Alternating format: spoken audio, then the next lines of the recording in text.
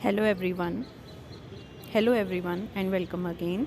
सो आज की वीडियो में हम डिस्कस करेंगे top 80 MCQs of quantum mechanics. ये जो टॉपिक है ये बेसिक्स में से हैं, ठीक है। अगर आपको ये क्वेश्चंस आते हैं that means your basic is clear. और जो ये क्वेश्चंस हैं दैट आर टॉपिक वाइज, ठीक है, टॉपिक वाइज हैं जो आपके अपकमिंग एग्ज़ाम है, जैसे मेरिटोरियस का एग्ज़ाम अभी होने वाला है तो उसके लिए आपको बहुत हेल्प करेंगे, ठीक है। So let start the video. इसके जो आंसर्स है वो साथ में ही गिवन है, but still we will discuss each question. So first question is which of the following is the correct expression of group velocity. So we know that कि जो ग्रुप वेलोसिटी होती है that is D omega by d k, ठीक है। But यहाँ पे जो हमें ऑप्शन गिवन है, जो सेकेंड ऑप्शन गिवन है that is D omega by D nu, ठीक है। So second option is not correct. जो अब ऑप्शन हमें दी गई है that is in E energy. So we know that कि जो एनर्जी होती है that is h cross omega. So यहाँ से ओमेगा आ जाएगा ई बाय एच क्रॉस, ठीक है। तो अगर हम यहाँ पे सब वैल्यू सब्सिट्यूट करेंगे तो हमारे पास आ जाएगा D E divided by H cross D k, ठीक है। So the right option is option number D. Second question, Planck's constant has the units of. तो ये हमें सबको पता है कि जो प्लैंक्स कांस्टेंट होता है that is written with h and h is equal to 6.63 into 10⁻⁻34 और उसकी जो यूनिट होती है दैट इज़ जाउल सेकेंड, ठीक है। अगर किसी को इसमें डाउट है तो आप इस फॉर्मूले से इसकी यूनिट निकाल सकते हो, that is E is equal to h nu, where E is energy, h is Planck's constant and nu is frequency. Third question, v p is equal to v g suggested that. So v p होता है हमारे पास particle velocity, v g होता है हमारे पास group velocity. तो अगर ये दोनों इक्वल हैं तो ये हमारे पास क्या सजेस्ट करेंगी कि जो पार्टिकल है, ठीक है, that is travelling along the wave packet. जो ग्रुप वेलोसिटी होती है बेसिकली वो वेव पैकेट की होती है, ठीक है। तो इसमें हम दिखाते हैं कि क्वांटम मैकेनिक्स का जो फर्स्ट चैप्टर है, थिंक सेकंड है, उसमें गिवन है कि जो पार्टिकल है वो वेव पैकेट के साथ ही ट्रैवल करता है। जो क्योंकि अगर हाँ, जैसे थर्ड ऑप्शन में है कि ahead of the wave packet नहीं, तो उसको जो गिवन स्पेस होती है, जैसे वेव पैकेट के लिए हमने इतनी स्पेस रखी है डेल्टा एक्स, तो हम ये श्योरली कहेंगे कि पार्टिकल यहाँ पे कहीं ना कहीं पे प्रेजेंट होगा, ठीक है। So that means particle is traveling with the wave packet. So the correct option is option number B. Okay, question number 4. The fourth question is the motion of a wave packet is similar to, किसके similar होता है, that is photon no, waves no. So the motion of wave packet is similar to a classical particle. Okay. Okay, next topic is MCQs on de Broglie wavelength. So question number 5 is which of the following is not a variable, means इनमें से किसकी value variable नहीं है। So it is clear है कि ये option C answer होगा, क्योंकि यहाँ पे क्या है, Planck's constant, and we know that कि जो प्लैंक्स कांस्टेंट की वैल्यू होती है वो क्या है, कांस्टेंट होती है। Moving to question number 6, the concept of matter wave was suggested by. So जो मैटर वेव का कंसेप्ट था अब ये हमें पता है कि ये किसने सजेस्ट किया था, that was suggested by de Broglie wavelength. उसने सजेस्ट किया था कि मटेरियल पार्टिकल जब मूव करेंगे then a wave will be associated with the moving material particle. Question number 7, if the kinetic energy of the electron doubles then its de Broglie wavelength changes by a factor. So we know that कि जो de Broglie wavelength का expression होता है that is lambda is equal to h divided by mv, ठीक है। तो अगर इसको एनर्जी में कन्वर्ट चेंज करते हैं तो ये बन जाता है √2me, where e is the kinetic energy of the electron. तो अगर ये काइनेटिक एनर्जी है हम इसकी डबल कर दें तो ये एक्सप्रेशन हमारे पास बन जाएगा ये, ठीक है। तो बाकी सारा एक्सप्रेशन एज इट इज़ रखेंगे तो हम 1/√2 को बाहर निकाल लेंगे, तो ये बन जाएगा 1/2 लैम्डा। सो आपको जस्ट 1/√2 को सॉल्व करना है and the answer will be D. Question number 8, what is the main point of de Broglie equation. तो हम ये पहले ही कर चुके हैं कि डी ब्रोगली इक्वेशन का जो मेन पॉइंट था वो ये था कि जो nature love symmetry, that is कि अगर लाइट का ड्यूल नेचर होता है तो मैटर का भी क्या होगा, ड्यूल नेचर होगा. So whenever a material particle is moving, a wave is associated with the material particle and that wave is called de Broglie wave. Okay, so इसमें हमारे पास जो आंसर आएगा वो आएगा B, matter has wave like properties. Question number 9. Among the following particles, which one of will be the have the smallest wavelength associated with it for the same velocity? ठीक है. So h lambda किसके equal होता है, h divided by m v. h is a constant, तो velocity भी क्या रख दी उसने, सेम रख दी. तो लैम्डा किसके इन्वर्सली प्रोपोर्शनल रह गया, m के. That is greater is the mass, so smaller is the wavelength associated with that. So in 4 option में से सबसे ज़्यादा मास किसका होगा, क्रिकेट बॉल का. तो उसकी जो वेवलेंथ एसोसिएटेड होगी, डी ब्रोगली वेवलेंथ, वो सबसे कम होगी. So the right option is D. Question number 10. Question number 10 is the de Broglie wavelength of an electron accelerated to a potential of 400 volt is approximately. So इस question में हमें बताना है कि D Broglie wavelength कितनी होगी, ठीक है, in terms of potential. So जब हम डी ब्रोगली वेवलेंथ का फॉर्मूला लिखते हैं in terms of potential, then the formula is lambda is equal to h divided by 2 MeV, where E is the charge on the electron and V is the potential cross which the electron is moving. ठीक है. सो इस question में हमें potential given है 400 volt. तो यहाँ पे आपको पोटेंशियल की वैल्यू फिल करनी है, इसको सॉल्व करना है. M is constant, e is constant, ये बाकी सारी वैल्यूज़ हमें नोन है. तो जब आप इसको सॉल्व करेंगे तो हमारे पास आंसर कितना आ जाएगा, D, that is 0.06 nanometre. Question number 11. The electron is accelerated from rest between 2 points which has potential of 20 volt and 40 volt respectively. Associated de Broglie wavelength is. ठीक है. तो इसमें हमें पूछा गया है कि वो जो एक पोटेंशियल डिफरेंस में मूव कर रहा है बिटवीन द पॉइंट्स, एक पॉइंट का पोटेंशियल है 20 वोल्ट, दूसरे का है 40 वोल्ट. तो डिफरेंस कितना आ जाएगा हमारे पास, 20 वोल्ट. ठीक है. तो सेम फॉर्मूला हमें अप्लाई करना है, that is lambda is equal to h divided by √2 MEV.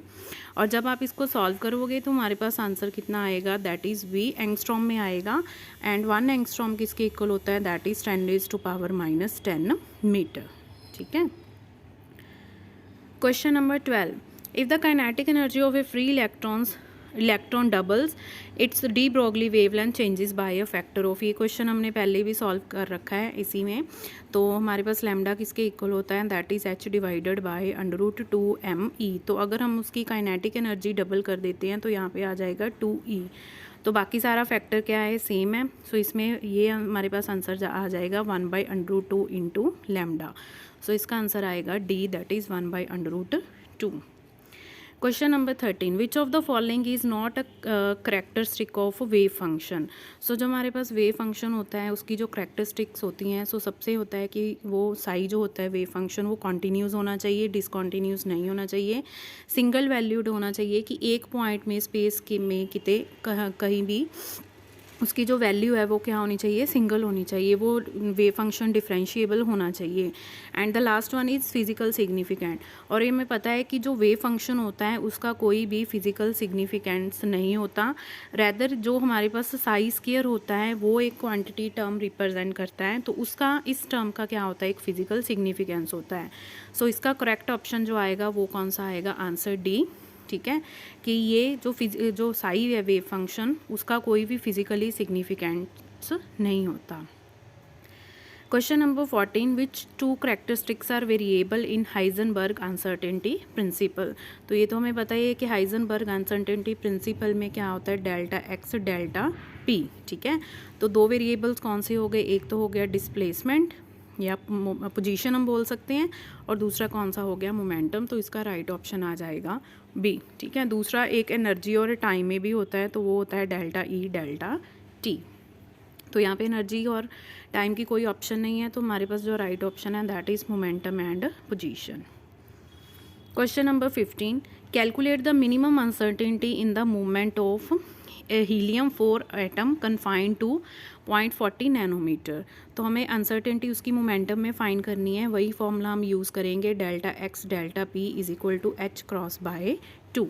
ठीक है। सो ये आंसर आप एक बार कैलकुलेट करके देख लीजिएगा, क्योंकि कई बार जो आंसर होते हैं वो सिर्फ h/2 में के अकॉर्डिंगली होते हैं, और जो कई आंसर होते हैं वो /2 के अकॉर्डिंगली होते हैं। तो यहाँ पे जो मिनिमम अनसर्टेनिटी है इन द पोजीशन वो गिवन है, दैट इज़ 0.40 नैनोमीटर। तो नैनोमीटर को हम मीटर में चेंज कर लेंगे तो हमारे पास बन जाएगा 10⁻⁹ मीटर। तो कैलकुलेशन करने के बाद इसका जो राइट ऑप्शन आएगा that will be C. Again same, the uncertainty in the location of a particle moving with the velocity is 2 times its de Broglie wavelength. What is the uncertainty in measuring the velocity? अब ये question थोड़ा सा इन्होंने change कर दिया है। We are given the uncertainty in the velocity, ये given है हमें पास, ठीक है। और इन्होंने ये दिया है the uncertainty in the location of a particle moving with velocity is 2 times its de Broglie wavelength, जो मीन्स उसकी लोकेशन की अनसर्टेनिटी है that is equal to 2 times its de Broglie wavelength. और हमें पूछा गया है what is the uncertainty in measuring its velocity, ठीक है। तो सबसे पहले तो हम यही फॉर्मूला लगाएंगे, ΔX ΔP is equal to h×/2। अब ΔP को हम क्या कर लेंगे, डिवाइड कर लेंगे। तो ये हमारे पास बन जाएगा ΔX m ΔV is equal to h/, sorry it is 4π, ठीक है।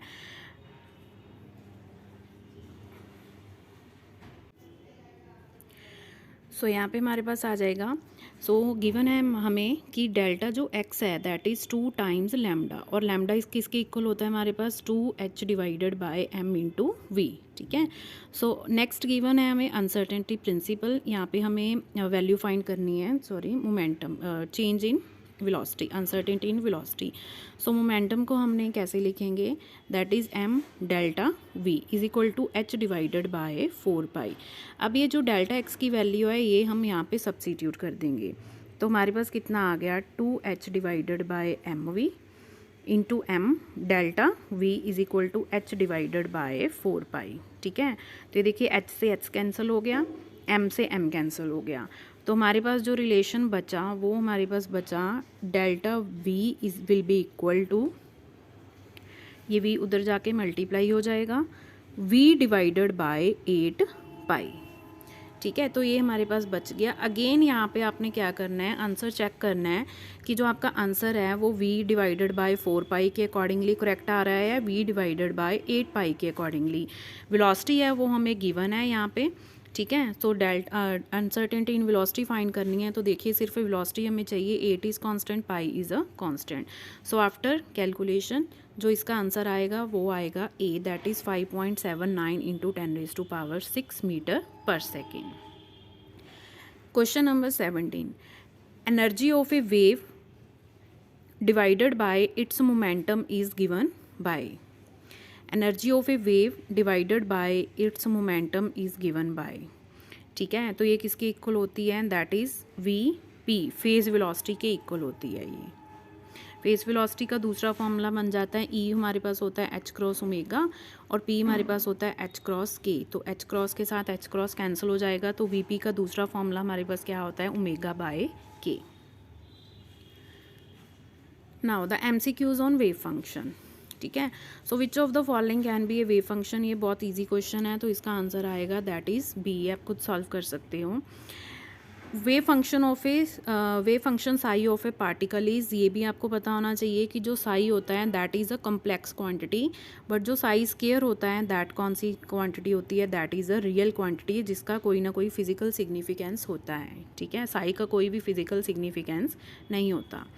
Question number 20, which of the following is not a physical requirement for a wave function, for a wave valid wave function, ठीक है। सो ये हमने कर लिया कि single valued होना चाहिए, कॉन्टीन्यूस होना चाहिए, कैन बी इन्फानाइट, नहीं भी, ये बिल्कुल गलत है। किसी पर्टिकुलर स्पेस के लिए उसकी जो वैल्यू होती है वो क्या होती है, फाइनाइट होती है। साई अगर इन्फानाइट हो जाता है तो दैट मीन्स वो पार्टिकल को लोकेट नहीं कर पाएगा। So psi can not be infinite, so इसका ऑप्शन आएगा C. Question number 21, which of the following quantity is proportional to the probability density of a point. So यहाँ पे हमारे पास आ गया कि जो साइज स्केयर हैं, ठीक है, वो हमारे पास क्या रिप्रेजेंट करता है, that is probability density at A point, ठीक है। सो इसका आंसर किसके इक्वल आ जाएगा, बी के। Question number 22, the total probability of finding the particle in the space must be. तो उसका आंसर होना चाहिए यूनिटी। जो हमारे पास प्रोबेबिलिटी डेंसिटी होती है किसी स्पेस में फाइंड करने के लिए, मीन्स अगर उसको हम dx स्पेस में फाइंड कर रहे हैं तो उसका आंसर अगर 1 आ रहा है तो ही हम बोल सकते हैं कि पार्टिकल उस स्पेस में, जैसे dx ये सपोज कर लो स्पेस है, तो इस स्पेस में प्रेजेंट है। अगर इसकी वैल्यू हम 0 कर देते हैं तो इसका मतलब ये है कि यहाँ पे पार्टिकल इस रीजन में, dx रीजन में पार्टिकल प्रेजेंट नहीं है, ठीक है। तो इसका आंसर क्या आना चाहिए, unity. Question number 23, the probability density of a particle is, ठीक है। प्रोबेबिलिटी डेंसिटी हमेशा पॉजिटिव होती है, कभी भी ये नेगेटिव क्वांटिटी नहीं होती, ओके। ना ही ये कम्प्लेक्स क्वांटिटी होती है, ना ही ये नेगेटिव होती है, ये हमेशा क्या होती है, पॉजिटिव होती है। Question number 24, the square of magnitude of A wave function is called. तो हमने ये कर चुके हैं हम, this is called probability density. Question number 25, if psi is the wave function, the probability density function is given by, again this is repeated question। ये देखो, ये क्वेश्चन सेम क्वेश्चन है, ये बार बार अलग अलग वेज में इन्होंने पूछा हुआ है, that is the square of the wave function. Question number 26, which of the following is not a characteristic of wave function, again that is physical significant. ये रिपीटेड क्वेश्चन है, ठीक है। सो ये हमारे पास 3 टॉपिक हमारे कंप्लीट हो गए। सो नेक्स्ट 2 में, पार्ट 2 में इसके हम नेक्स्ट क्वेश्चंस करेंगे। टोटल 80 क्वेश्चंस है हमारे पास करने के लिए। तो ये जो है आपके लिए बहुत काम आएंगे क्योंकि ये बेसिक हैं। और मोस्टली क्या होता है कि जब हम एडवांस पार्ट पे चले जाते हैं तो हम बेसिक छोड़ देते हैं, वहाँ पे हमें कन्फ्यूज़न होती है फिर एग्ज़ाम के टाइम, ठीक है। So don't skip these questions, at least एक बार आपको रिवीजन ज़रूर करनी चाहिए इन क्वेश्चंस की। तो इसीलिए मैंने इसकी एक्सप्लेनेशन प्रोवाइड किया है, हालांकि आंसर्स इनके गिवन थे, बट फिर भी हमारे मन में कई बार डाउट रह जाता है कि इसका ये आंसर क्यों आया। Okay, so stay tuned for next part, hit the like button and subscribe my channel for more videos. और अगर आपको इसकी PDF चाहिए या किसी चीज़ के भी रिगार्डिंग आपको डिस्कशन करनी है तो आप मेरा टेलीग्राम ग्रुप ज्वाइन कर सकते हो, link will be in the description box. Thank you.